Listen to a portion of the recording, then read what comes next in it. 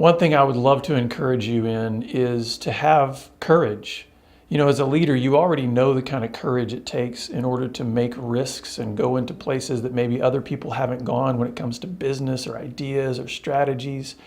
But sometimes we aren't as bold when it comes to our vulnerabilities, when it comes to our own personal struggles with our eyes or with our mind or with pornography or the temptations that are around us.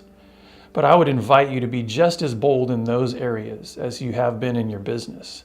And what you might see is a brand new culture emerge in your C12 groups. You might see a brand new culture emerge in your organizations as you begin to say, we're going to lead out not just in areas of business, not just in areas of theology maybe, but we're going to lead out in areas of brokenness and recognize that it's through our stories, it's through how God redeems us in our brokenness that we can actually see the power of Christ manifest in our lives. So I encourage you, be bold. Don't be reckless, but be bold in how you approach the brokenness in your own life and in the life of your people. And I think you will see God move in mighty and amazing ways. So maybe you're in your C12 group and you're realizing I need to confess what's going on.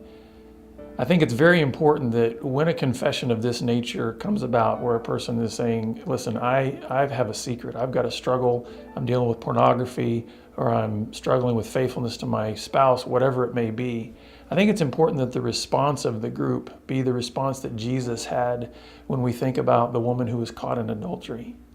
And the response was that of, he who has no sin cast the first stone.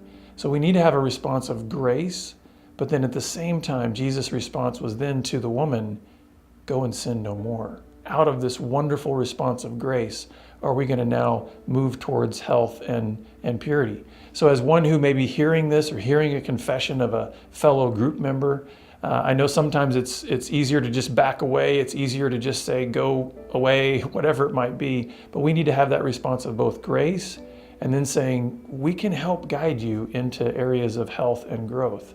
And doesn't necessarily mean you've got to have a counseling background or anything, but can you listen to their story?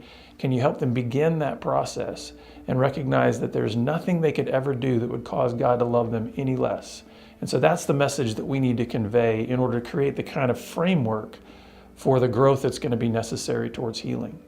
So as a leader, maybe you're not the one that's personally struggling with a sexual brokenness or a sexual sin issue, but you certainly could have people in your sphere of influence who are. And when they might come to you, and maybe you've created a safe enough space where some of these things can be shared, it's very important that the response that's given to them is one of grace and truth. We want to guide people into a life that is full of integrity. Obviously, you want that in your organization. You want integrity. You want wholeness in your employees. And so it's important that even if this isn't your struggle, that you're maybe creating the safe space for them to be able to start the process of unpacking their stories, not necessarily in your organization, but at least being able to say, this is a safe enough place to seek out help, and then be able to point them in the direction of maybe some counseling or some groups or maybe other resources that are available even outside of your organization that could help them grow in their own purity walk.